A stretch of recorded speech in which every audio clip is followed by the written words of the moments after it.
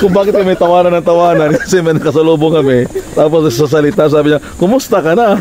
At tagtinginan kami kung sino kinukumusta niya. Yun pala may binabasa.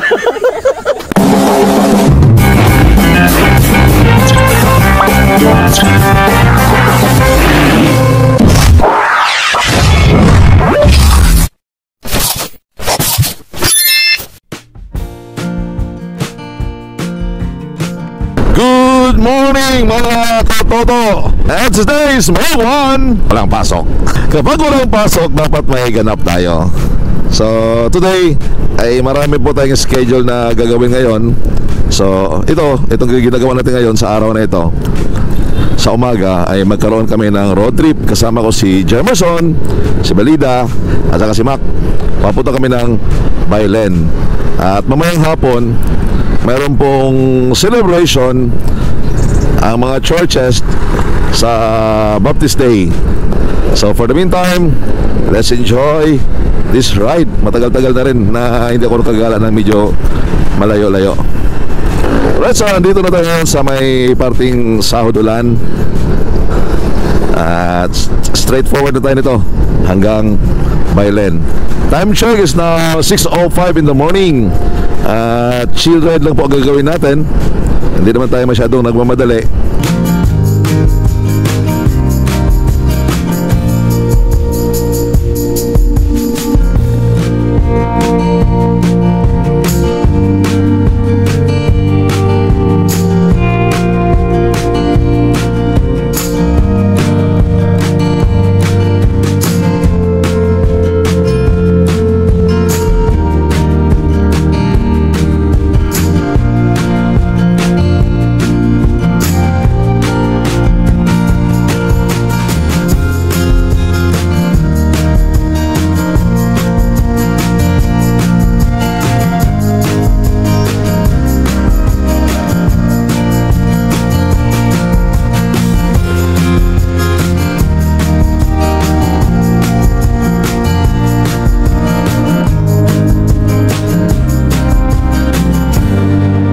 Napakainit ngayon sa araw na ito. Ang problema ko ngayon, nakalimutan kong dalhin ang aking gloves. Mangingitim yung kamay natin ito. Sana sa daan along the way mayroon tayong mabilhan na gloves kahit mumurahin lang para maproteksyonan itong kamay na ito. Kasi kung hindi maproteksyonan ito, anak ko, mangingitim ito.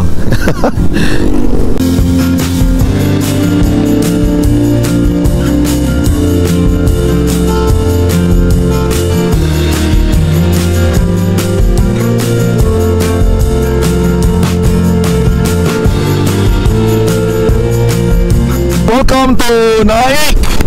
Andito na tayo sa Naik.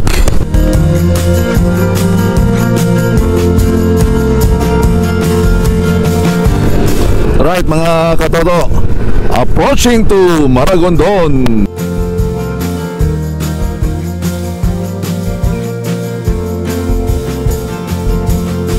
Lamig ng dampi ng hangin sa katawan natin. Woo!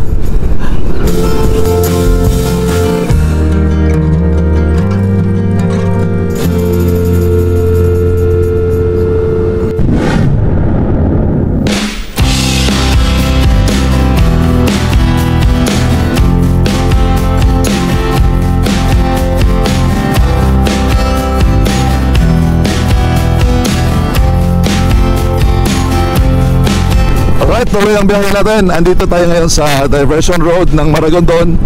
Tagos na ito ng Pantihan at dire-diretso na ito ng Magallanes o let's say Bailen.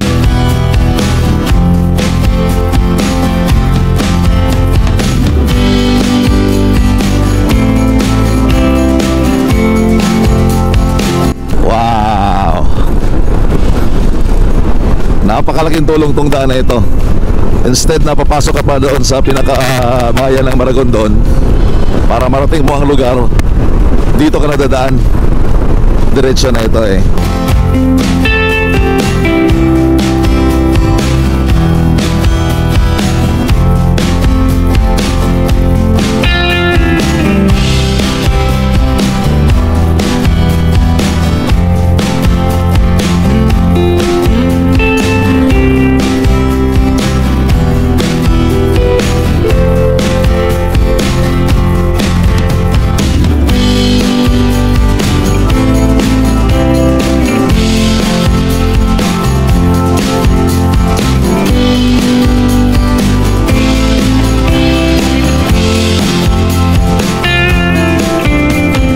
Alright mga katoto, andito na tayo ngayon sa Pantihan Ono. At dire-diretso lang ito. Bali, 4 na barangay po ito magkasunod. Pantihan Ono, 2, 3 hanggang 4. At hanggang 4 marating natin ang pulo ni Sara. At pagdating doon, may daan kakanan tayo. May mga electric post na nakalagay dito ah. Dati wala ito ah. Ngayon meron na. At dito sa kanan natin, may mga solar panels na. May ilaw na rito. Wow!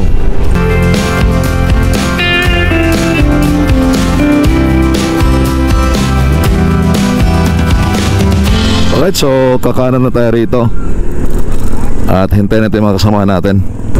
Siguro kakain muna kami rito sa Goto House. Lumagpas eh. Lumagpas eh. Magpo tayo, kain tayo. Kain mo tayo.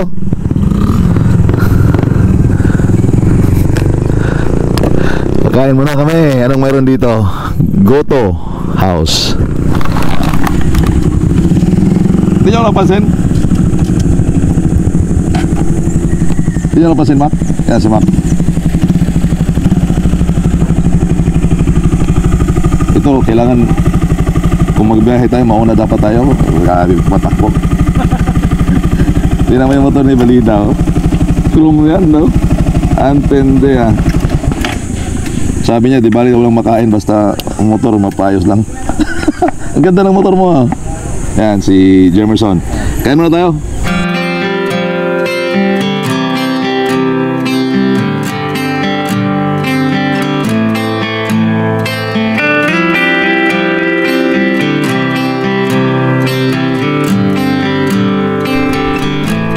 At pagkatapos namin kumain, dire-diretso na ang biyahe namin papunta sa Tala River Park dito sa Bailen.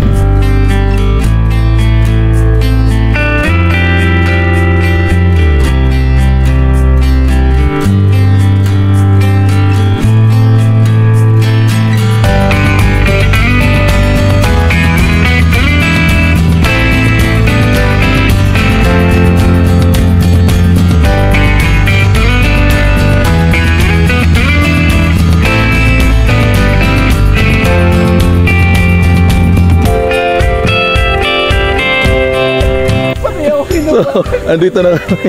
Pababa na kami dito papunta Ilog. Sabi ko naman sa akin, ayan. Kung bakit kami tawanan ng tawanan, kasi may nakasalubong kami. Tapos sa salita sabi niya, kumusta ka na? At nagtinginan kami kung sino kinukumusta niya. Yun pala may binabasa. At nakalagay sa sabi na basa, kumusta ka na?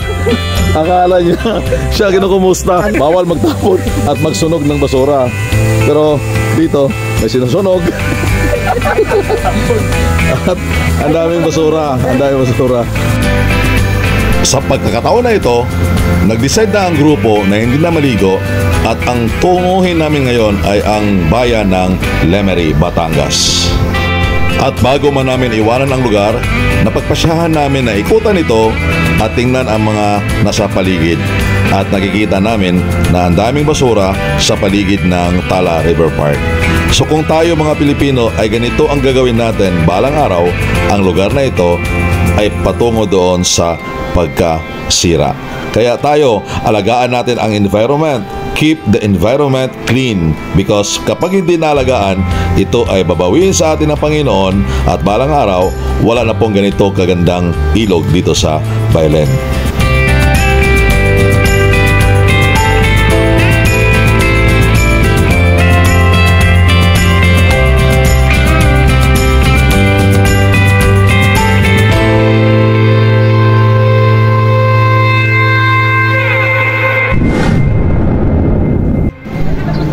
Right mga katoto, andito tayo ngayon sa Lemery, Batangas.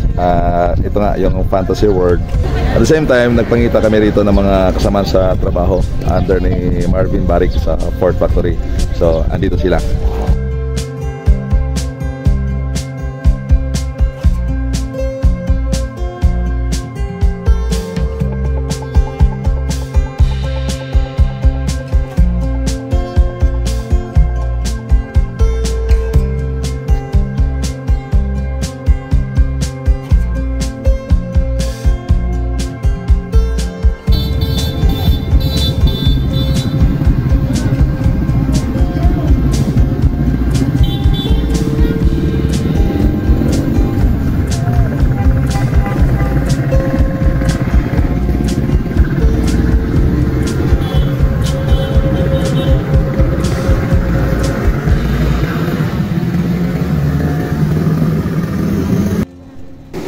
Dito sa harap ng Fantasy World sa tabi ng daan, mayroon din pong nagbibenta ng iced coffee. So bumili kami ng 4 para matikman ang kanilang iced coffee.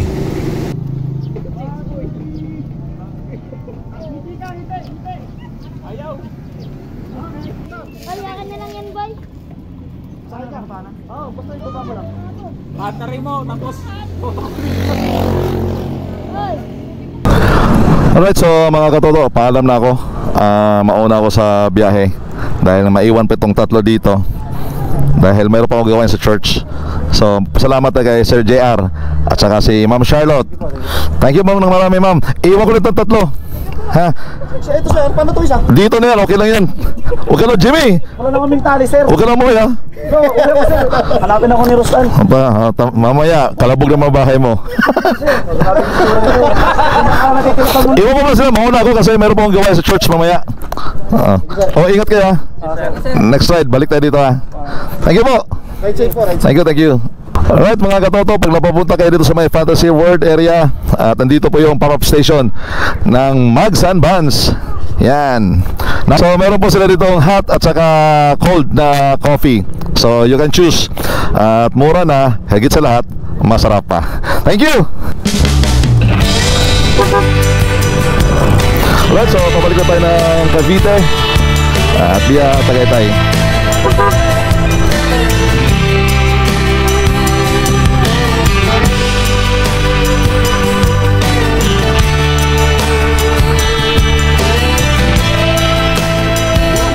Sa tagal ng panahon kasi hindi ko na napunta ng lugar na ito.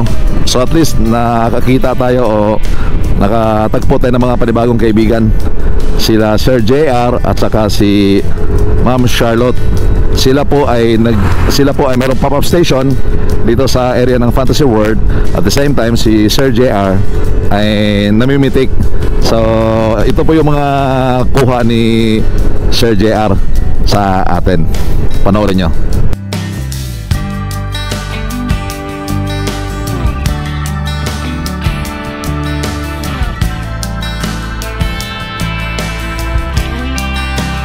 Grabe, napakatindi ang sikat ng araw.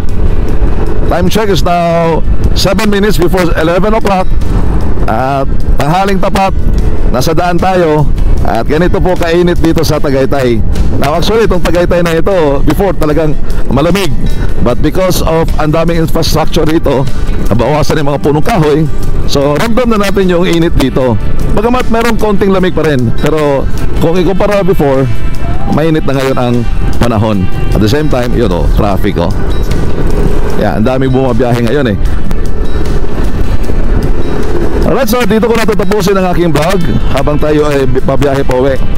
Now, ilang bagay na dapat nating i-considera kapag tayo ay bumabiyahe sa ganitong kainitan.